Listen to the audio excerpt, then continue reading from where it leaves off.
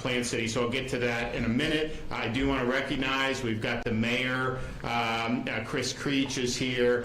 We have Steve Morey from Plant City Economic Development Center. You're going to hear one of the things we're doing is for Plant City as well. We have Reps Truenow and McLean. Where's Baxley? Oh, there you are. How you doing, man? Good to see you. All right, I didn't recognize you. You look good, man.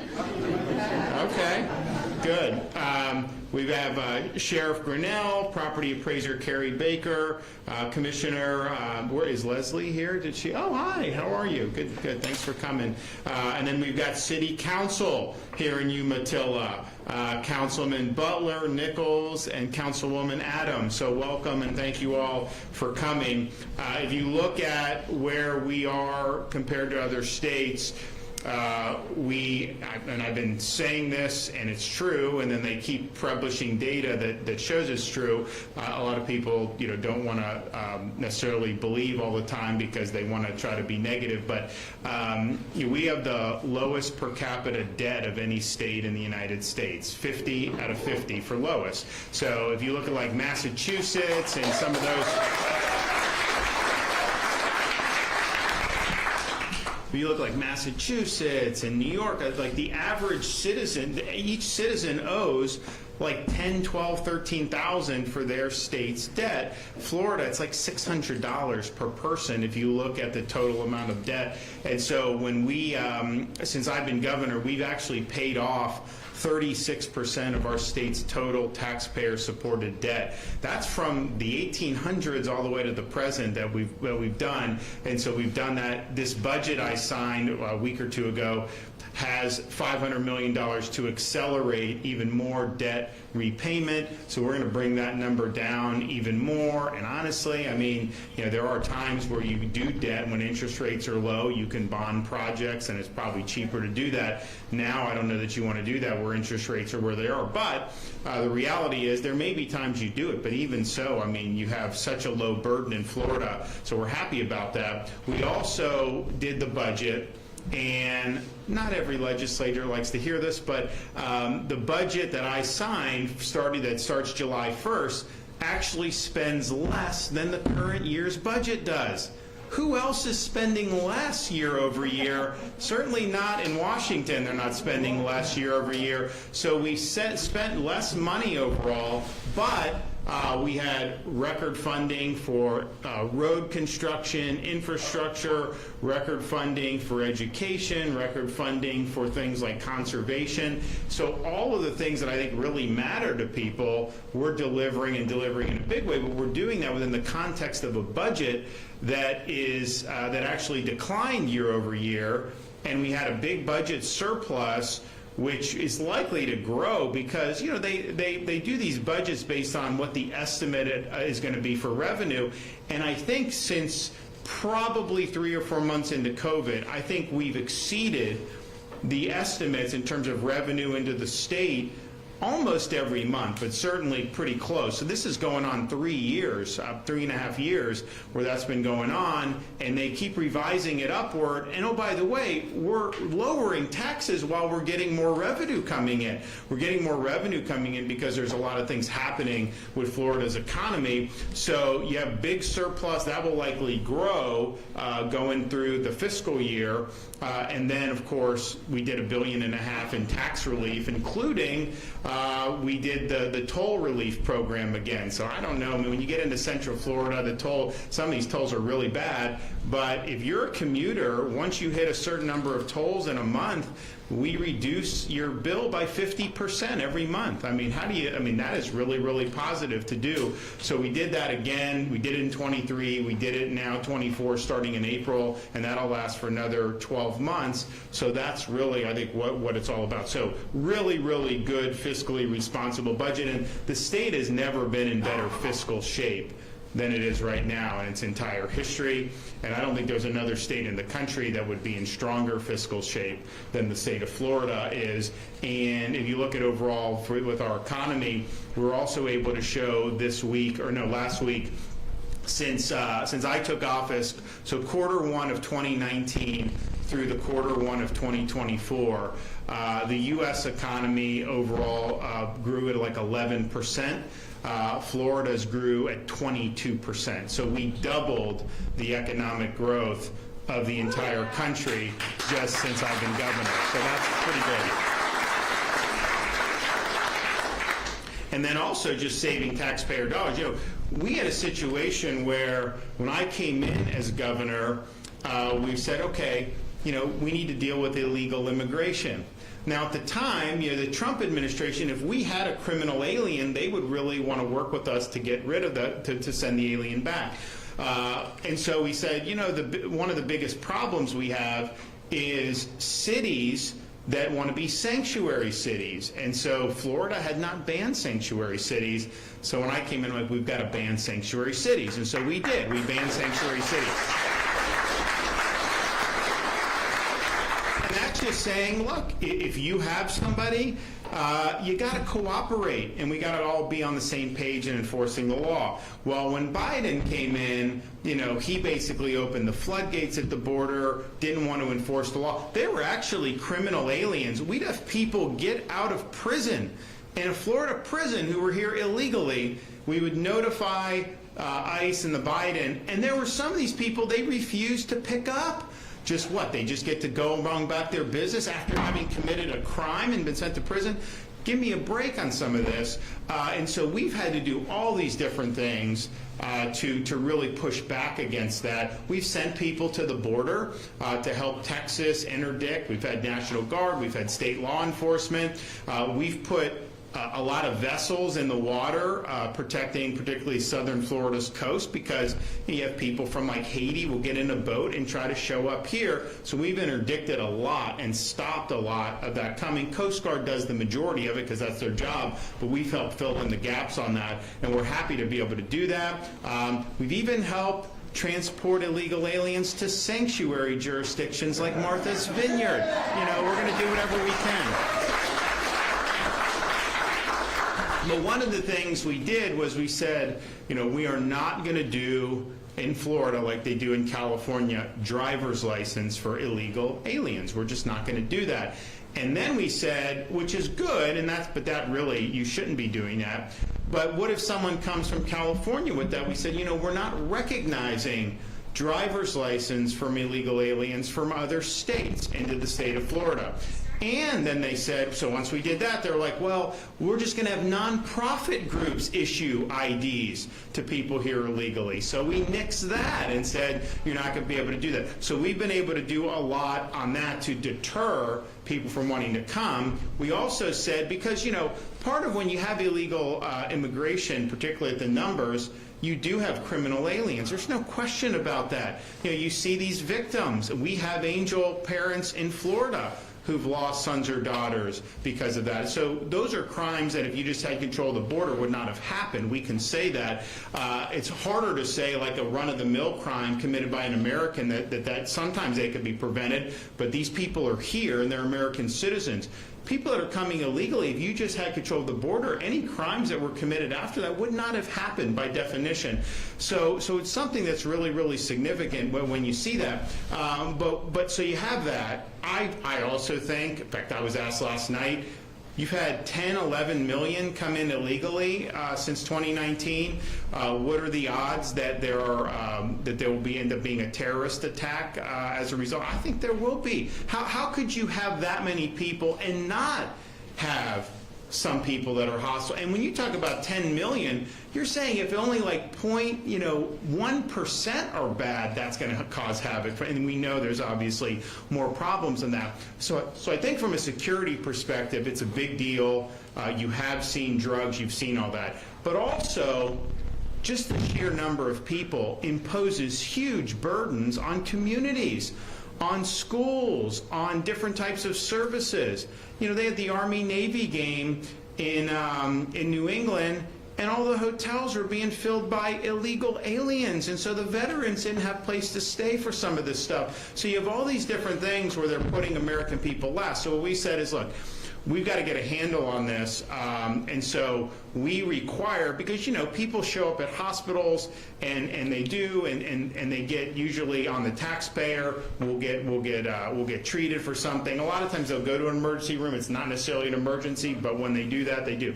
So that's just a fact of life. That's federal policy. So we said, okay, when you're going in to the hospitals in Florida, they need to ask about whether you're here legally or not.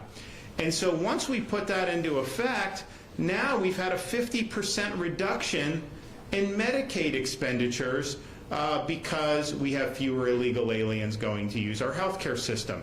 That is what you need to do to be able to protect taxpayers and to be able to uphold the rule of law. So we've taken a lot of action in that regard that's been very, very positive. On the other hand, we still have courts that will stop if you try to enforce immigration. So we passed a bill.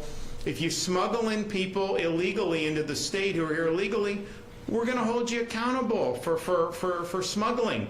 And federal court said, you can't do that. Only the federal government can enforce federal immigration law. And that's a total misreading of the Constitution. Now, that's what the Supreme Court has said.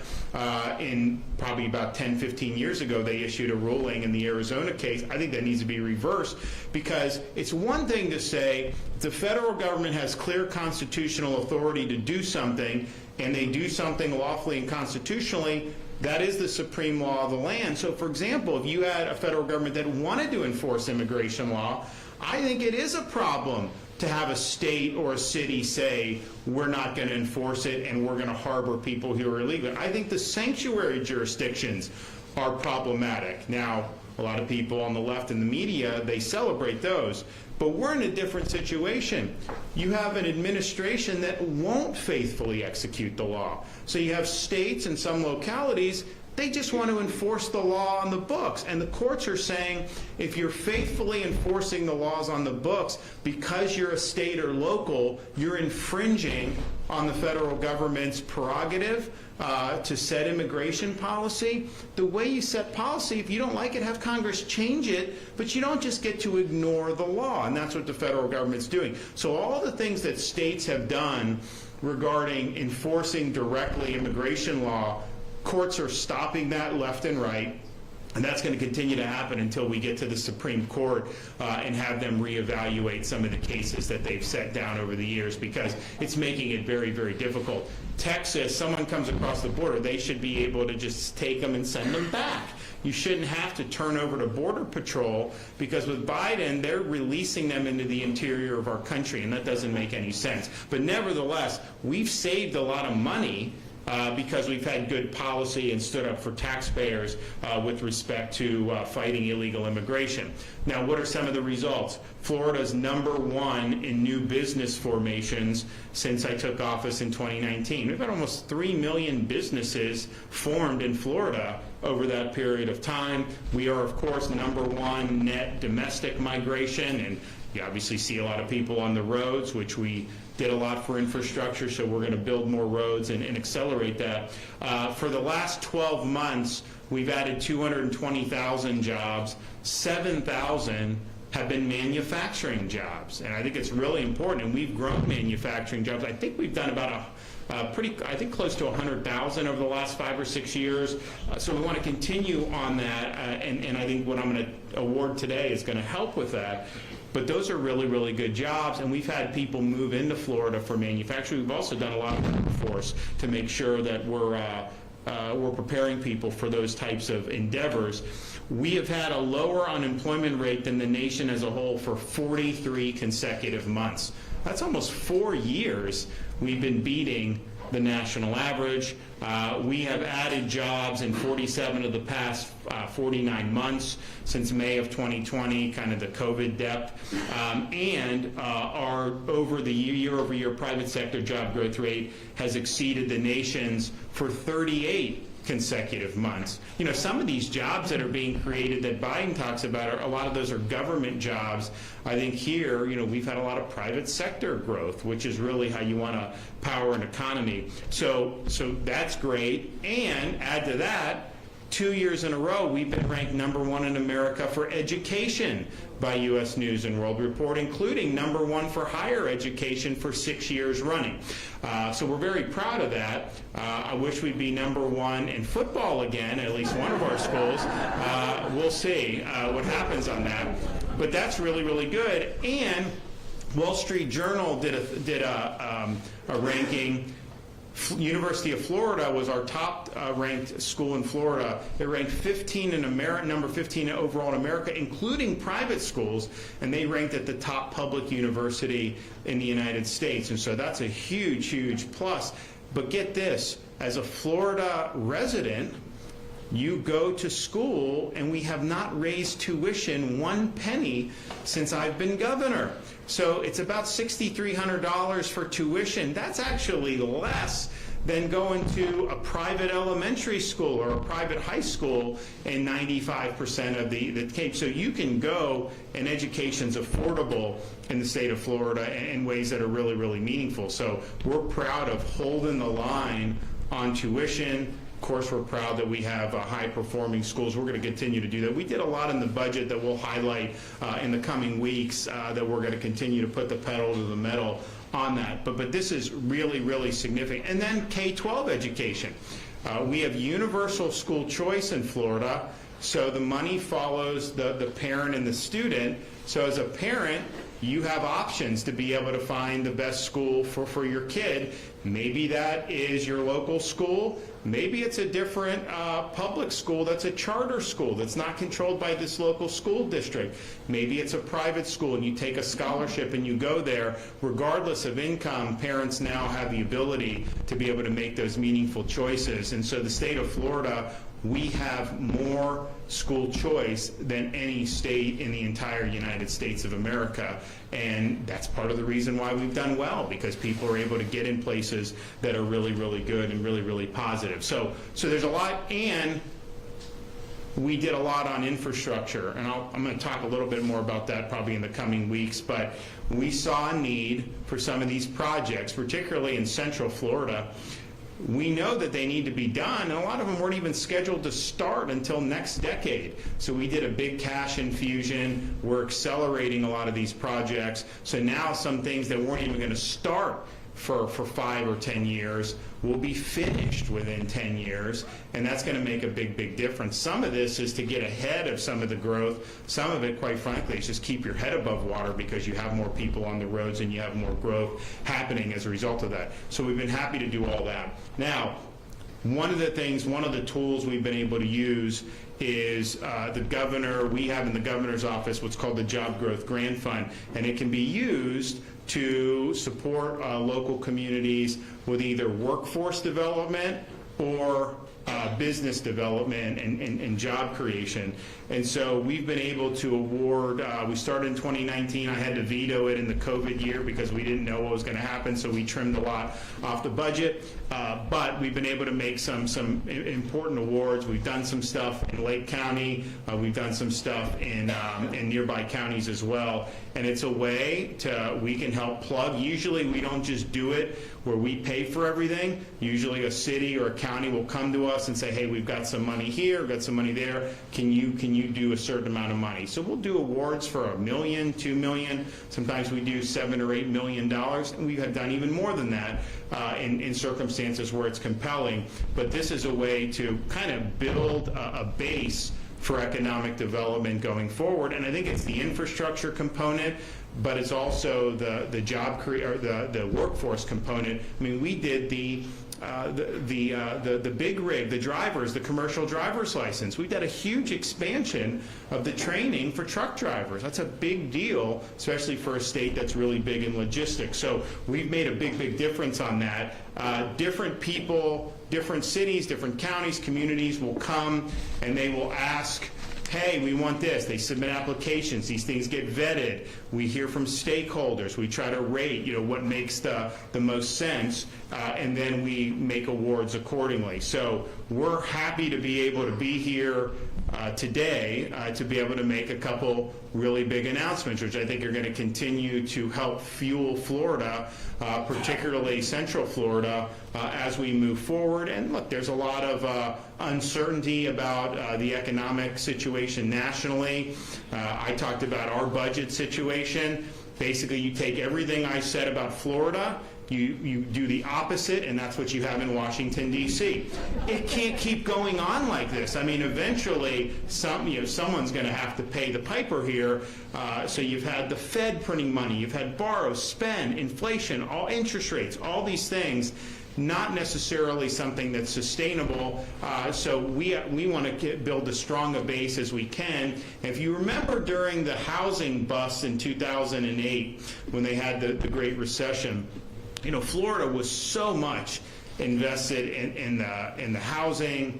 Tourism was big. That really knocked Florida. Florida did significantly worse as a result of that Great Recession than other states did. Now we've been in a situation, we've been outperforming the nation. Our economy is more resilient. I think it's a lot more diverse than it was then.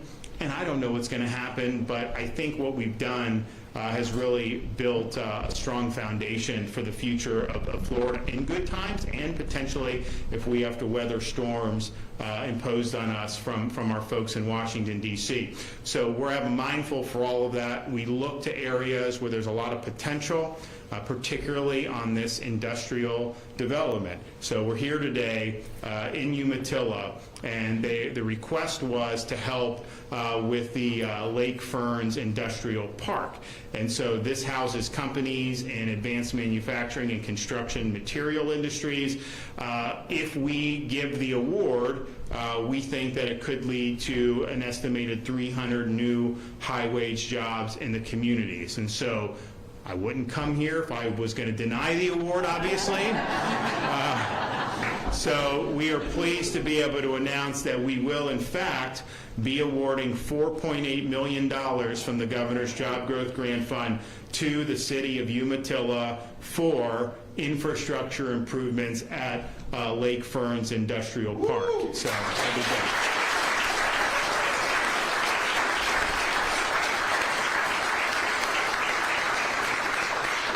We're also here, and I'm going to do, there's others around the state, but we've got one award for out in eastern Hillsborough County, Plant City. So have any of you been to Plant City? They do the Strawberry Festival every year. Really, really good. Big, juicy strawberries. Better than the supermarket because they're fresh right there, and they do anything you want. Strawberry shortcake, strawberry milkshakes, strawberry Belgian waffles. I think they do somehow they put it into burgers and have it strawberry. Anything you can think of. There's a strawberry cinnamon roll, you name it. So we go, my wife and the kids have a good time, but it's the top winter strawberry harvest in the United States of America. So if you haven't gone, you should. And our Attorney General, Ashley Moody, was the Strawberry Festival queen when she was growing up there way back in the day. So it's been a launching pad for folks to do a lot of cool things. So Plant City wanted some help on infrastructure, and they want to create a 2.75-mile loop extension of one of their roads there. And so that's a $5.5 million price tag. Again, I wouldn't be mentioning this if we weren't going to award it. So we are going to award that $5.5 million. What this road is going to do, it's going to create access to about 310 acres of light industrial development and commercial development sites out there in the eastern part of Hillsborough County. You're talking about, so this will construct roadways, water distribution system, water collection system, reclaimed water distribution system, electrical infrastructure, and commercial utilities. So this is a big deal.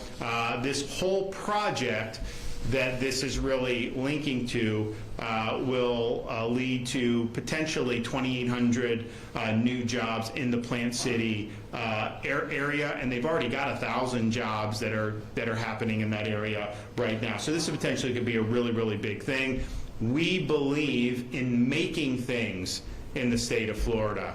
I don't want everything made in China. That's not good for this country, and it's not good for our state. And what we found is, if you are, and we have vocational education in middle school now.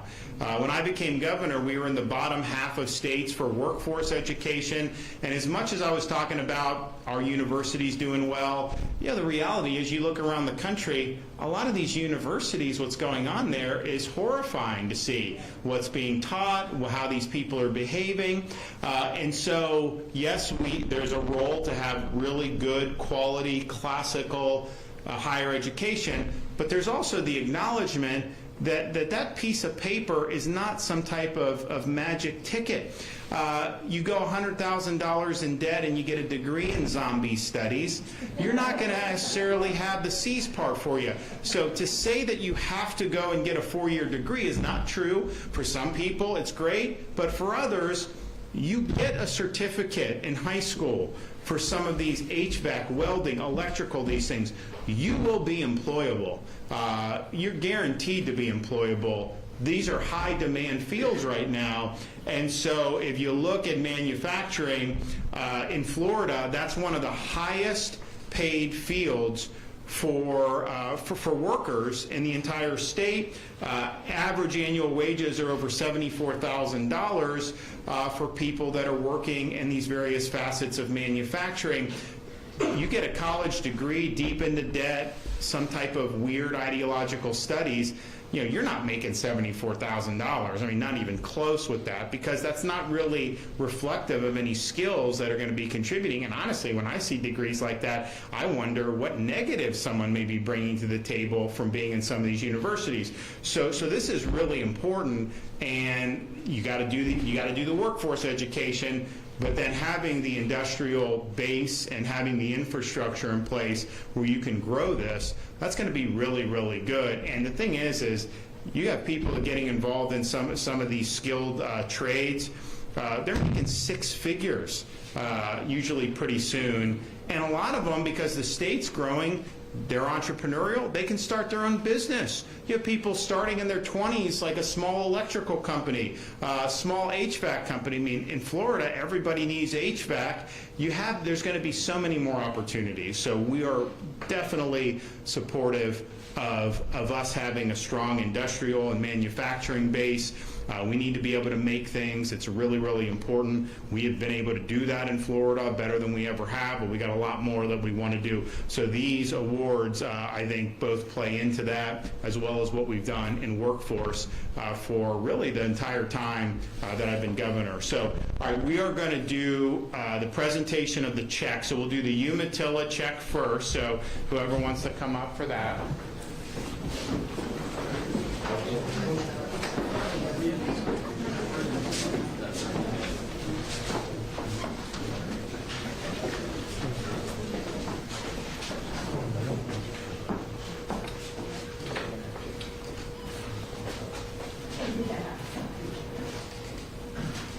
All right, congratulations. Who wants it?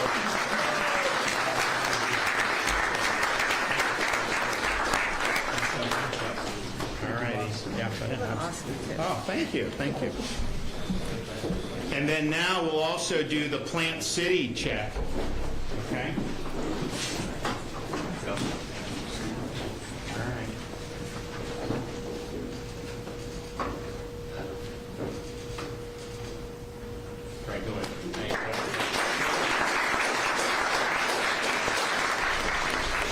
Okay, so we're going to hear from some of our speakers, and then I've got one more presentation to do. So we will start with Mayor Creech. Come on up.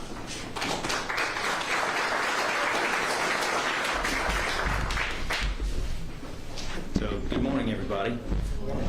Welcome to our beautiful city of Umatilla. I'm Mayor Creech, and just wanted to take a couple minutes to color in, what this grant award means to us and what our project is going to look like a little bit. So first of all, and most importantly, I would like to thank Governor DeSantis for his service to our nation, the great state of Florida, and the city of Umatilla.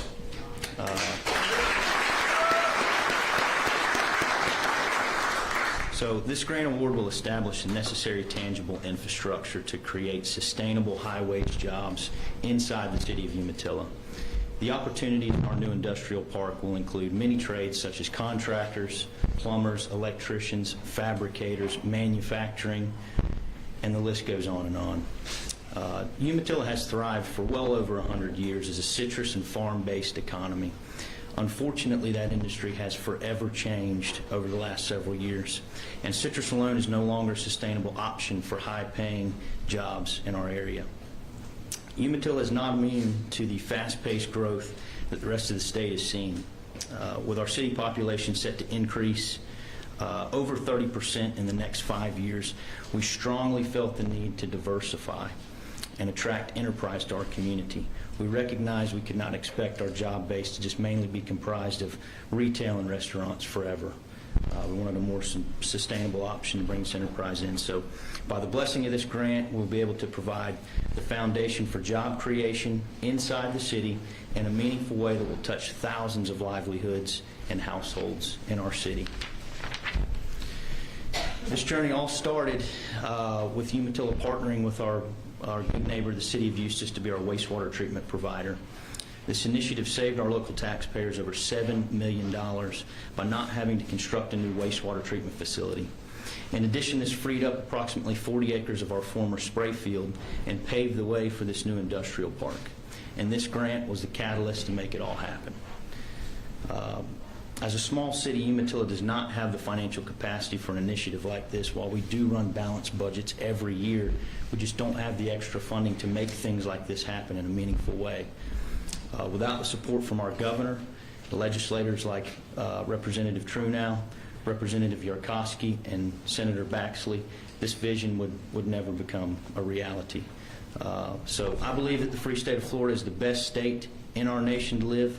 Just the fact that our government can provide opportunities such as this while simultaneously running responsible, balanced budgets like the governor indicated, I am so thankful for that. My kids are thankful for that. My grandkids will be thankful for that. So that's the biggest thing to me. That makes this award so much sweeter. And to me, that is what positive, meaningful economic development is all about.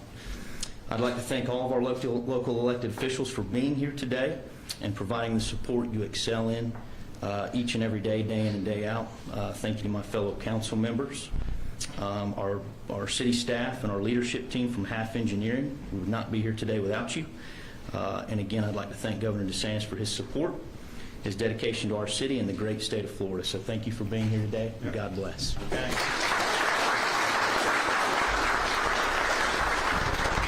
Okay, Representative Trunow.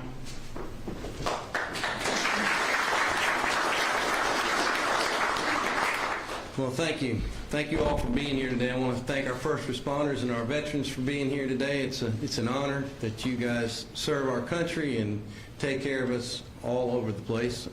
Public safety is our #1 priority in the state of Florida. Well, being here with the governor is an honor, and I'm grateful to this community for allowing me to serve. The Job Growth Grant Fund has transformed projects from shovel-ready to reality. A little over $4 million today means a lot to this city. It's a big part of their budget. You know, it's probably close to 20% of their overall budget for the year. So this will go a long way towards the necessary infrastructure to develop the new industrial park, but it will also pave the way for significant increase in job opportunities, bringing prosperity to the area. I appreciate the governor for another thing. He came to Umatilla. I mean, I don't know when the last time a sitting governor has come to Umatilla. Speculation is somewhere in the 60s. So having him here to Florida's heartland, the gateway, Umatilla being the gateway to the Ocala National Forest, is a great thing for us to have here today. We have so much to offer people in the state of Florida. A lot of people come here for a lot of different reasons, and we just want to, you know, expose that. And Umatilla is doing great things. Lake County and the city of Umatilla and its residents are working to grow the economy. Thanks to this investment into this community, we're able to create more jobs and attract We have 4,000 students that graduated high school in Lake County, about that, right? And we need to create pathways for them through vocational education, workforce training, to be what they want to be. Grow up to be plumbers and electricians and whatever they want to be. And we've done a lot of that in the last 4 years. It's been great for me to be a part of that. I'm a guy that's a product of workforce training. I didn't go to college, and we don't all have to go to college. But we can have those things in the vocational education centers to teach these children where and how they can do better, and then working with our local college system to do the exact same thing. And this year, there's a $100 million block grant to help pre-K through 12, the technical centers and the college system to line up and help these children figure out what they want to do at an early age so they can have a direct path to a career. So great things. Today is a great day for Lake County. I want to thank Governor DeSantis for his leadership in delivering opportunities and for his commitment to helping our citizens achieve their vision of the American dream. Thank you.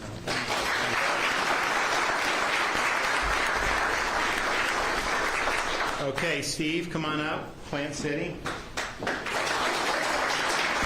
Thank you, Governor. I'm Steve Morey. I'm the president of the Plant City Economic Development Corporation. Governor, it truly is an honor to be able to share the stage here and to thank you personally for this grant that is going to go a long way for economic development in Plant City. Yes, Plant City is home of the best strawberries you'll ever find. It's also the home of the Strawberry Festival. But just like Umatilla, it's a place where it's a strong community.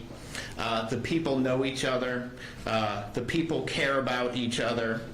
And we have strong community organizations. We have strong leadership that wants what is best for its citizens. This infrastructure grant will provide economic growth that will bring new jobs into our community, an investment that will allow us to continue to grow and support the prosperity of Plant City.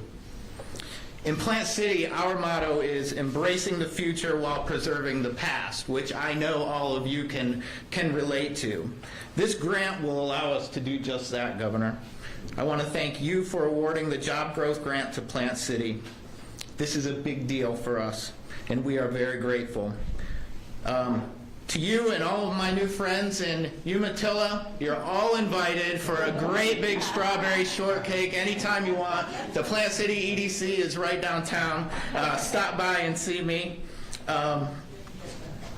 Thank you for allowing to share the stage. This is we have a say. We have another say. We have lots of sayings in Plant City. Another one. It's always a great day in Plant City. Well, today it's a great day in Plant City, and it's a great day in Umatilla.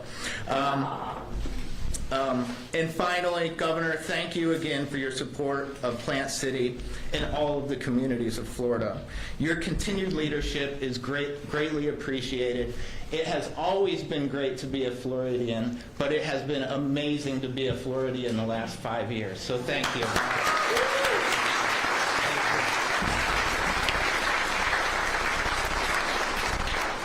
So, first governor in decades to come to Umatilla. I think I may be the first governor that, my first term, we did a public event in all 67 Florida counties. And we were like, did any other governor do that? No one has any proof of that, but I did go to some counties that they had never seen a governor before, so probably not.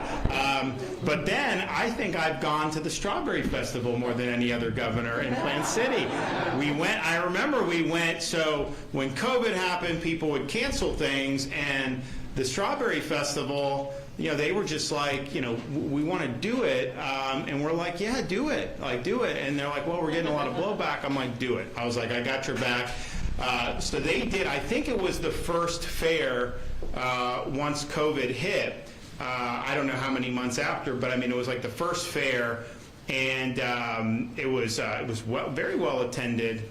Dr. Fauci was not happy with Plant City, but everybody had a good time, and it was important to be able to get people back going. So I remember that, and there were people from all around the country that came for that because there weren't a lot of events that you could attend, especially in some of these other states. So we had people coming down from Illinois and Michigan and fleeing there just to be able to go to the Florida Strawberry Festival, and I'll tell you, a lot of the vendors really appreciate it because they couldn't work. If you don't have fairs, how are they going to be able to work? So they were very appreciative too. But really, I mean, Plant City, like I could say do it all I want as governor, but you got to have folks locally who are willing to get in there, and they did that, and that was really, really big. And then we've been back, of course, since then. I usually take one or all of the kids when we do that, and we usually bring back a lot of different stuff back to Tallahassee, and including definitely some of the best strawberries you will ever have, no question about that. We're also basking. So, when I was born and raised in Florida, and, when I was growing up, the last thing we would have been known for was ice hockey. And now we're basically kind of the semi-permanent location for the Stanley Cup. And we had a big victory last night in South Florida. Florida Panthers, they were up 3-0. And so the series went to Edmonton for the fourth game, and there were people down in South Florida go, I kind of hope Edmonton will win the fourth game so we can have another game in South Florida. I said, you never want to hope that. You have somebody on the ropes, you put them away. You never want to let them back in the series. So Edmonton won game 4, 3-1.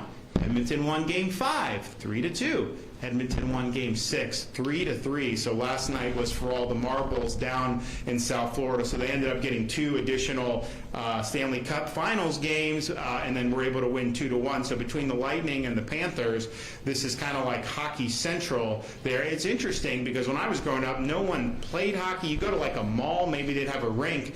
Now youth are involved in Florida in these hockey leagues that they do. Obviously, you can't grow up and just do it like they do in Minnesota, just go on a lake in the winter, but it's interesting how that has been something. But we definitely dodged a bullet in that game last night, because it's when you lose 3 in a row like that, a lot of times there's a momentum that takes place. So good on them for doing it, and it was a great year for them all the way around. And so we're excited to be able to keep the Stanley Cup in the most tropical state in the United States. So, all right, we got any questions? Oh. Before I do that, so I think most of you know we had earlier this month, June 6th, was the 80th anniversary of the D-Day invasion. And we had 80 years ago, you figure most of the people there, maybe they were 17, 18, 19, but people that are, most of those folks, of course, we had a number of people killed in action that day, but most of the survivors, the veterans, have passed away. And so we thought it was really important in Florida to honor the surviving D-Day veterans that we have in our state. And a lot of them traveled to Normandy for the 80th anniversary, which I'm sure was a very special thing. And we said, look, whenever you get back, we are going to make sure that we award the state of Florida's Medal of Merit to all of our surviving D-Day veterans. And this is for extraordinary meritorious achievement to either the state or the country. And so we're fortunate. But what they said was, you know what? Someone was in D-Day, they're probably in their 90s, maybe even over 100. We're not going to have everyone show up in Tallahassee and do one big event. So when I'm in the neighborhood, we will present the Medal of Merit to the veteran and make it more convenient. So we did one in South Florida last week. And so we're here today doing one of our D-Day veterans from Central Florida named Mel Jenner. So Mel, come up here in a minute. If he wants to speak, he'll be more than welcome.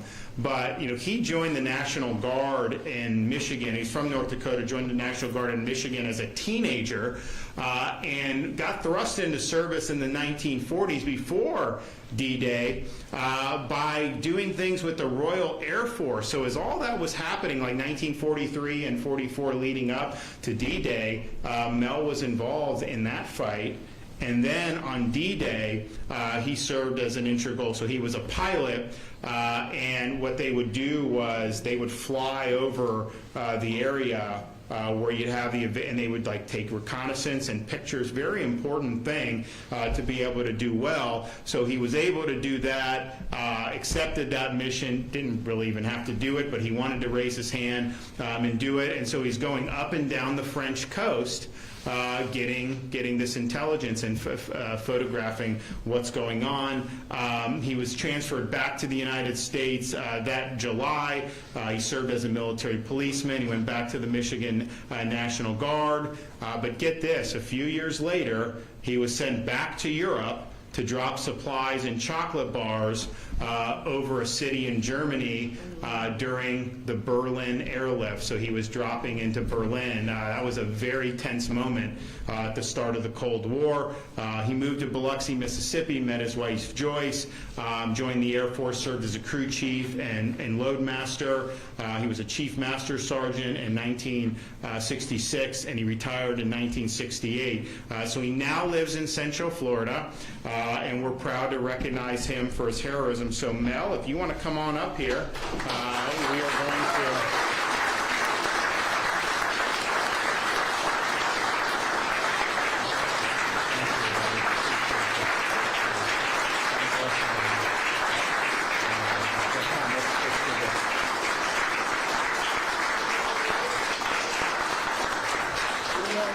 Here, come up here.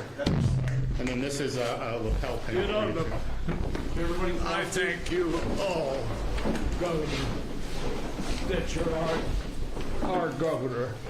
And we, the people of Florida, are so thankful that you're here. It has been a wonderful, wonderful month for me. I went back to France, and the people were just wonderful. And even to the little ones would stand there and give me a big salute. And the people were just outstanding in every way. Everywhere we went, they just wanted nothing but to thank us. And I walked on the beaches of Utah and saw where our boys were going ashore, and it sure didn't look the same to me. The good Lord was with us, and the sea was just as calm, and the beaches was smooth, and the obstacles were all removed. And for 70 years, I lived with that in my heart. But now, I can tell the story, and I'm so grateful to be able to do that. I'm still here.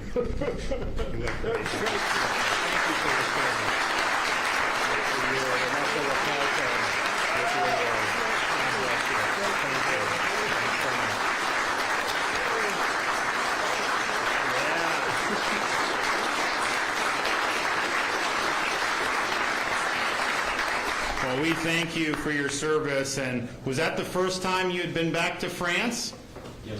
Yeah. Was it? Okay. I Wow. had never put foot on French soil until I went back this last. Imagine that. Wow.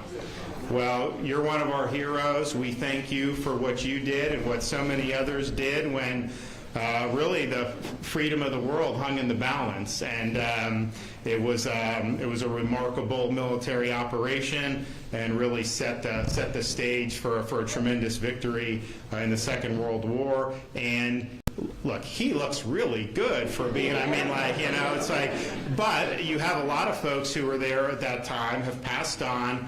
As time goes on, you're going to have less of that first-person account as the years go on. That's just the way life works. And I think it's important for us to make sure that young people understand what had been done.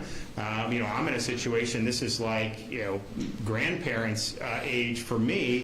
So just imagine someone starting school, you're talking about great-grandparents or great-great-grandparents who would have been in that generation. And so it's not as fresh. That's just the nature of it. So we really have an obligation. Part of the reason we wanted to recognize these veterans is so that people could see, we do have some of these great valued servants that still live among us, but also we want people in future generations to realize the cost, how this was hanging in the balance, and everything that went into this. And we're not just doing it for one press conference or that. We have passed legislation in Florida, so our schools now are required to provide instruction to young students about the meaning of both Memorial Day and Veterans Day. And we just think that that's important for our state, that we're letting folks, teaching kids what it means to be an American and the people that put on the cloth of their country and put themselves in harm's way so that we would have a chance to live in freedom. So God bless you, Mel. We have some more of these that we'll award as we get a bop around the state and make it easy for the veteran to be able to come up and receive the Order of Merit. But it is very well deserved, and we can sit here today, 2024, talk about, we're proud to be Floridians, all this stuff that we've done, and all, it's great. None of that would have been possible without guys like this. All